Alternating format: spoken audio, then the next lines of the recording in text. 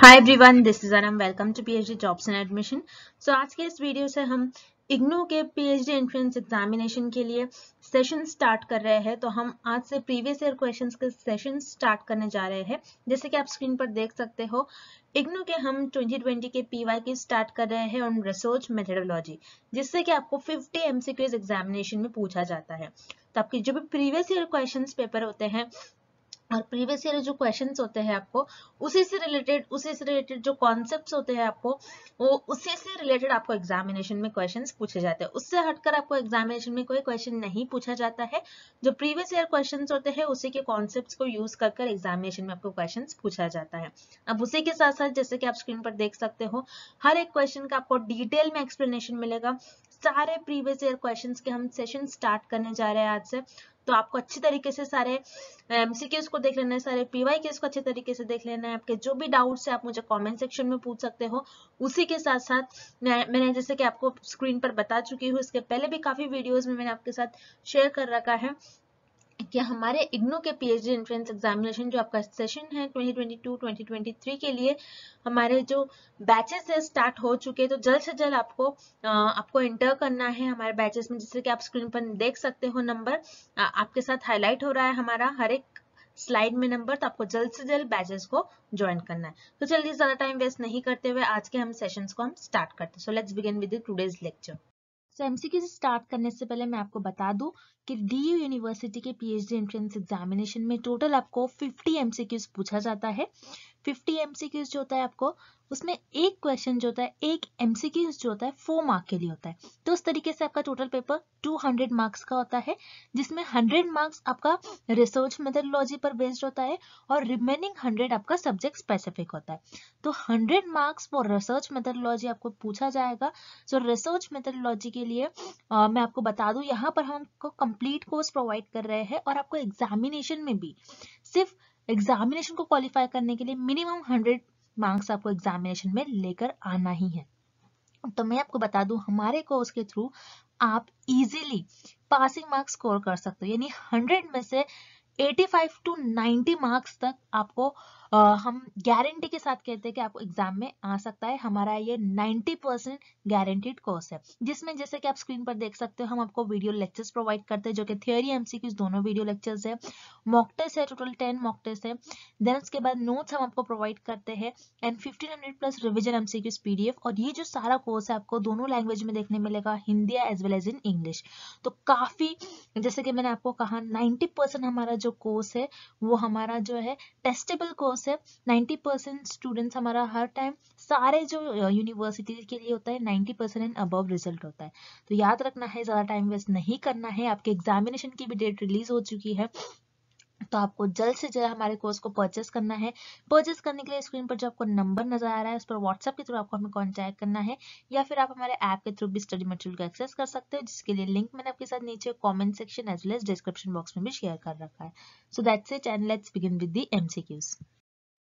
First question, the result undertaken to find the solution to a particular problem faced by a particular organization is dash research.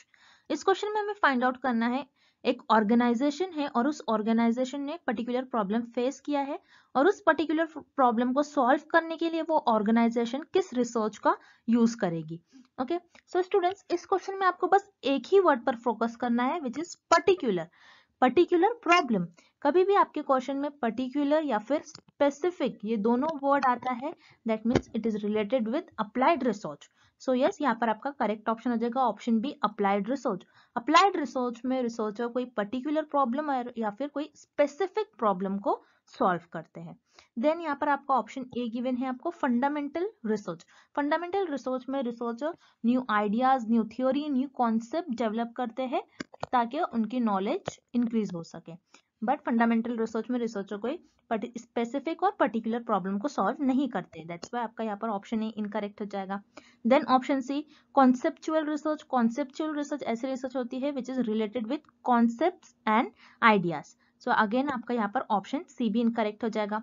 Then option D, descriptive. Descriptive research वो research होती है जिसमें researcher कोई phenomena को as it is describe करते हैं, और again descriptive research में रिसर्चर कोई पर्टिकुलर या फिर स्पेसिफिक प्रॉब्लम को सॉल्व नहीं करते। दैट्स वाई अगेन आपका यहाँ पर ऑप्शन डी भी इनकरेक्ट हो जाएगा.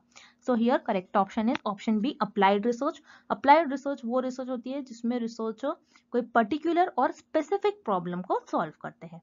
Okay, next question. First statement, two-tailed hypothesis has rejection region on both sides. Second statement, one-tailed hypothesis has rejection on only one side. Which of the following statements are true? So students, इस question में हमें दो statements given है और हमें find out करना है कि दोनों स्टेटमेंट में से कौन सा स्टेटमेंट करेक्ट है. ओके, सो यहाँ पर फर्स्ट स्टेटमेंट में हमें गिवन है कि टू-टेल हाइपोथेसिस में दोनों भी साइड रिजेक्शन रीजन होता है. सो यस, यहाँ पर जैसे आप देख रहे हो हम टेबल को रिफर करेंगे यहाँ पर, जहाँ पर आप देख रहे हो यहाँ पर टू-टेल हाइपोथेसिस टेस्ट में रिसर्चर दोनों भी साइड टेस्ट करते हैं ग्राफ के. Okay, left side as well as right side. So यहाँ पर टू-टेल हाइपोथेसिस में दोनों भी साइड रिजेक्शन रीजन होता है. Okay, that's why here first statement is correct. Then second statement हमें क्या गिवन है, वन टेल हाइपोथेसिस जो होता है वहां पर रिजेक्शन रीजन सिर्फ एक ही साइड पर होता है. So it is also correct, जहां पर हमें जैसे पता है वन टेल हाइपोथेसिस के दो टाइप होते हैं, लेफ्ट टेल हाइपोथेसिस और राइट टेल हाइपोथेसिस. ओके, सो यहाँ पर आप टेबल में देखना है आपको लेफ्ट टेल हाइपोथेसिस जहां पर आप ग्राफ में सिर्फ लेफ्ट साइड पर टेस्ट करते हो, और राइट टेल हाइपोथेसिस जहां पर आप ग्राफ में सिर्फ राइट साइड पर टेस्ट करते हो. So yes, one tailed hypothesis में रिजेक्शन रीजन जो होता है सिर्फ एक ही साइड होता है. That's why here statement 2 is also correct. So यहाँ पर करेक्ट ऑप्शन होगा option C, both first and second statements are true. Okay, next. In research report dash is used to acknowledge indebtedness. इस question में हमें find out करना है कि जब रिसर्चर अपने रिसर्च में रिसर्च रिपोर्ट लिखते हैं तो अपने रिसर्च रिपोर्ट में जब लोगों को थैंक्स करते हैं, और या फिर यू कैन से किसी के टू वर्ड्स किसी के प्रति थैंकफुल है रिसर्चर, तो वो अपने रिसर्च में उनका नेम प्रॉपर मेंशन करते हैं. सो वो किस सेक्शन में उनका नेम प्रॉपर मेंशन करते हैं ये हमें फाइंड आउट करना है. ओके, सो यहाँ पर आपको ऑप्शन ए गिवन है bibliography.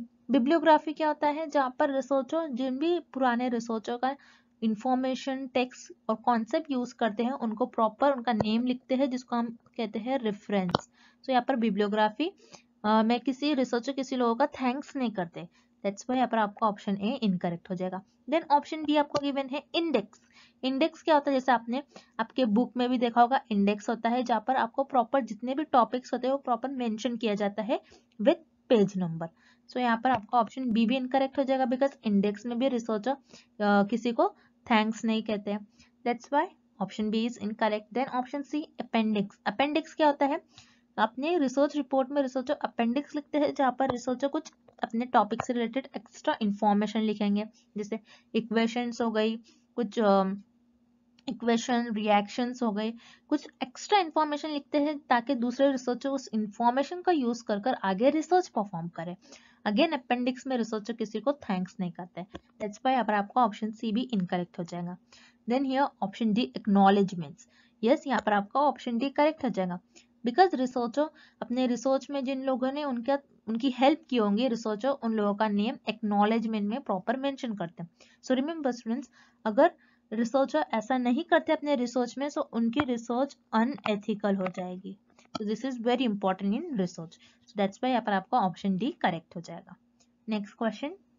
Dash refers to information that is generated to meet the specific requirements of the investigation at hand. इस क्वेश्चन में हमें फाइंड आउट करना है कि ऐसा कौन सा डेटा होता है जिसमें रिसर्चर अपने स्पेसिफिक रिक्वायरमेंट को इन्वेस्टिगेट करने के लिए कोई इंफॉर्मेशन जनरेट करता है. ओके, सो उस डेटा को हम कहते हैं primary data. So students, again इस क्वेश्चन में भी आपके लिए एक की वर्ड है which is very important word, generated. Means यहाँ पर रिसर्चर ने इंफॉर्मेशन जनरेट किया है. so, जब भी कोई न्यू इंफॉर्मेशन रिसर्चर जनरेट करता है वो प्राइमरी डेटा के अंडर आता है. ओके, अब रिसर्च में दो टाइप के डेटा होता है, एक होता है आपका primary data and second is secondary data. Primary data वो डेटा होता है जिसमें रिसर्चर खुद ही डेटा को या फिर इंफॉर्मेशन कलेक्ट करते हैं या फिर इंफॉर्मेशन जनरेट करते हैं.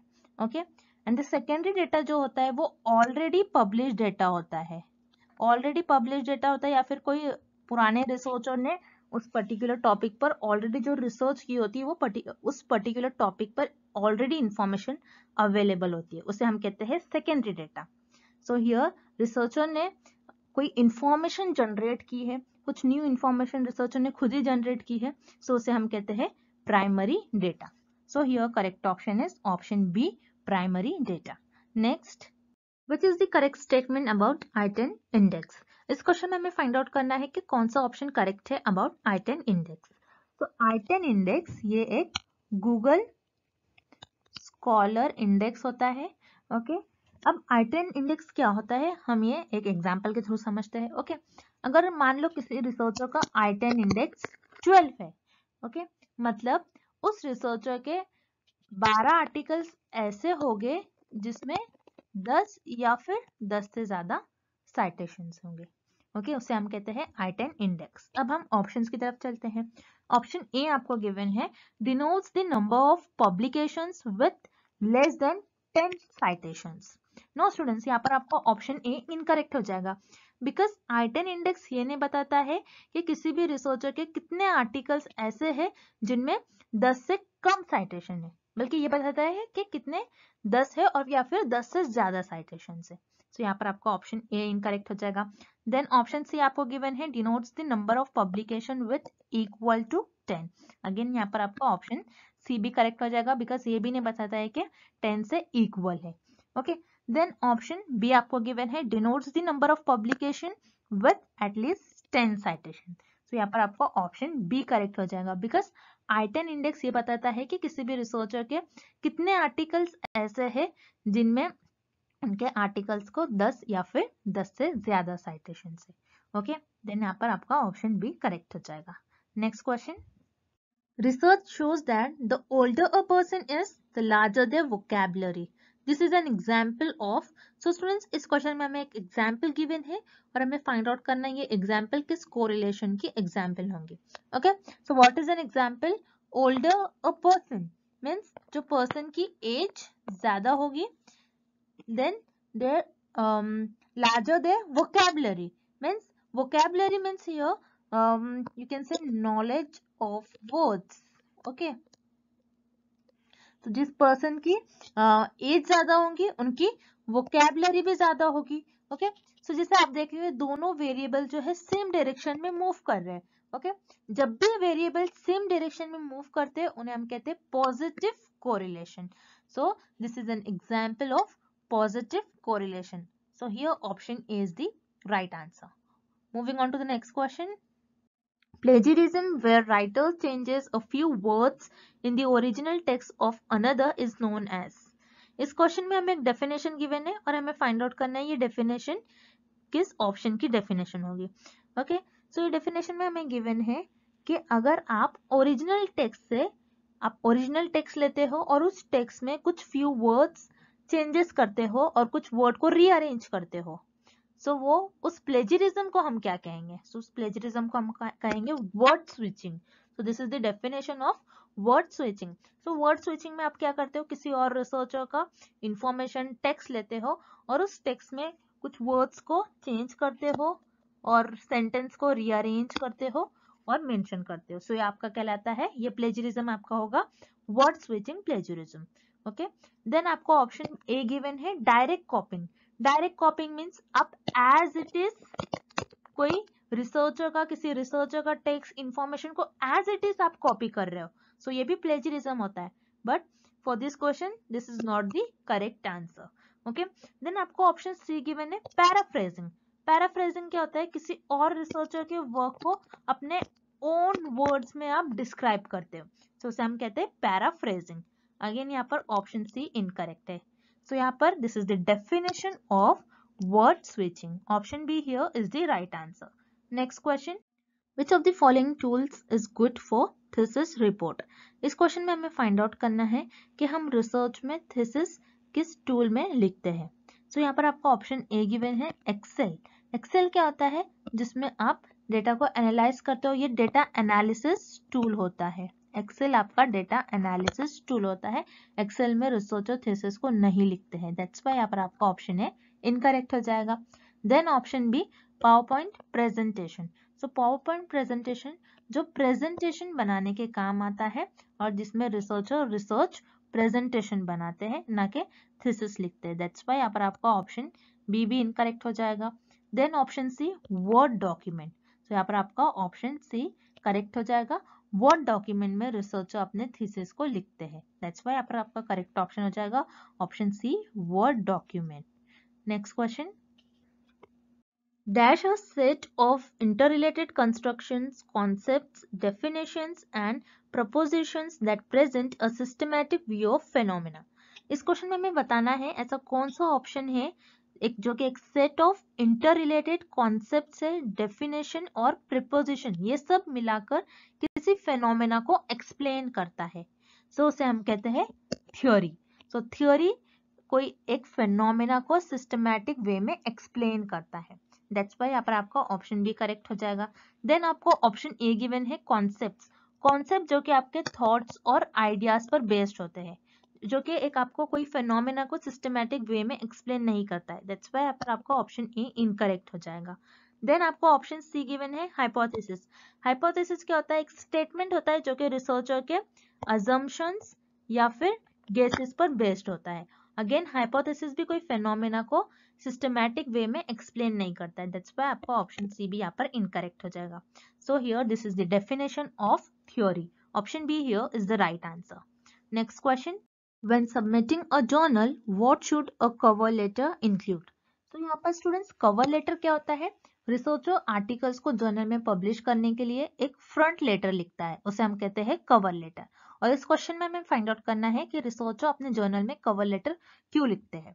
सो रिसर्चर अपने रिसर्च में कवर लेटर इसलिए लिखते हैं ताकि रिसर्चर बताते हैं कि उनका वर्क कैसे रिलेटेड है इस जर्नल के कंटेंट से।